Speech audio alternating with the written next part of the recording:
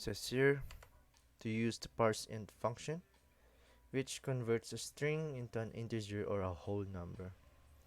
ParseInt function takes at least one argument, a string to be converted into an integer, and returns either an integer or not a number. And the instruction says add a logical OR operator after the first condition, and this is our first condition, and after it we put an OR operator, and it says here in your if statement, okay, then pass the value of number input into the parseInt function as the second condition of your if statement. Okay, that's easy, I think. I hope I'm right. Yes, I am right. So yes, yes.